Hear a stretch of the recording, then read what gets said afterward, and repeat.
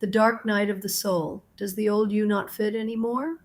There was more than one time in my life when my old life collapsed without my permission, forcing on me a new one. These times were never easy, but they were necessary. One of these dark times, I lost everything I had worked to create for the prior 20 years.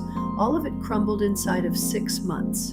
I lost millionaire status, so had to go back to work. I lost a man I was in love with because he did not want to be with someone without money. Cataclysmic. It was like my entire life was a sandbar being washed away into the sea and wind. Puff.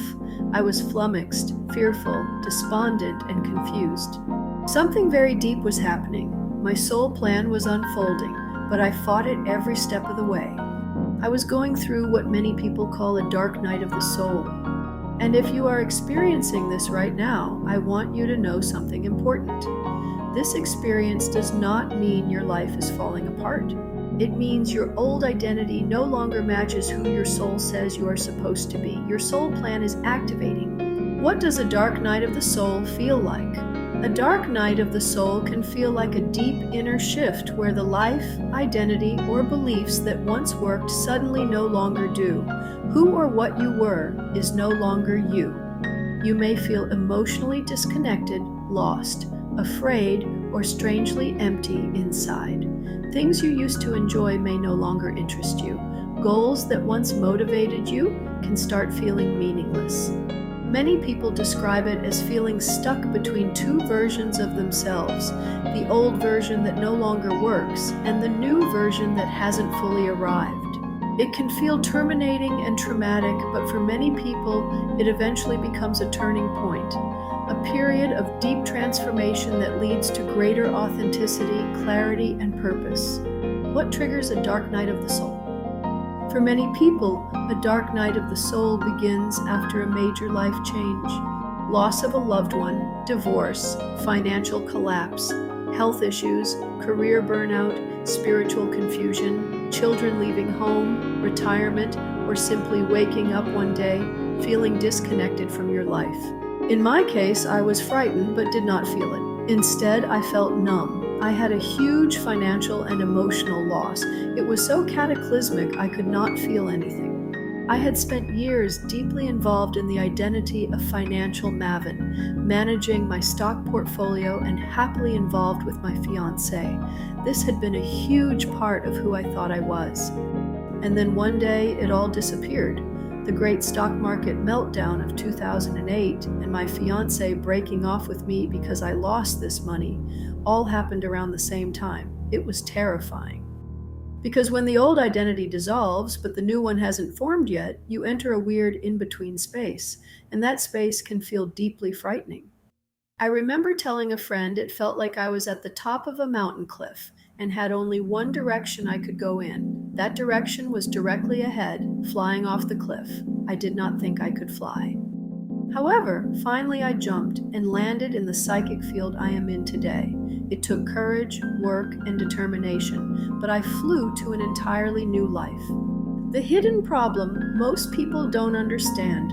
The biggest problem with a dark night of the soul is not just emotional pain, it is a lack of clarity. You begin questioning everything.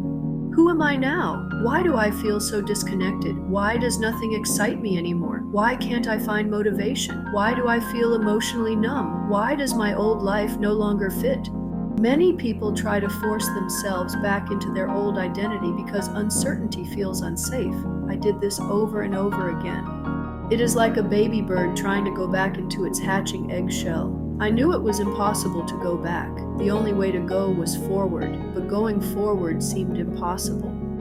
The real-life consequences of staying stuck. When people stay trapped in this state for too long, it can begin affecting every area of life. You may isolate yourself emotionally, lose motivation, procrastinate constantly, feel exhausted even after resting, struggle to make decisions, feel disconnected from relationships, stop trusting yourself, become anxious about the future, or feel like life has lost meaning. And perhaps the hardest part of all is this: you start believing something is wrong with you. But what if this phase is not a breakdown? What if it's a transition? What helped me move through it? The way I move forward in life is with meditation, introspection, journaling, paying attention to how I feel. I channel my spiritual guides. I follow the energy. As I did this, I began to notice very small things at first: curiosity, interest, a spark, a pull towards something new.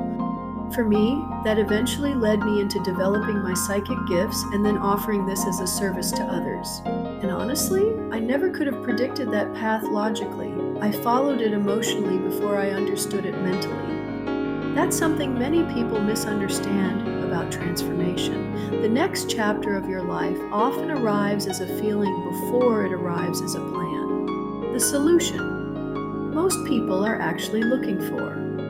When people search for answers during a dark night of the soul, what they are really seeking is clarity, emotional relief, direction, reconnection, inner peace, purpose, alignment.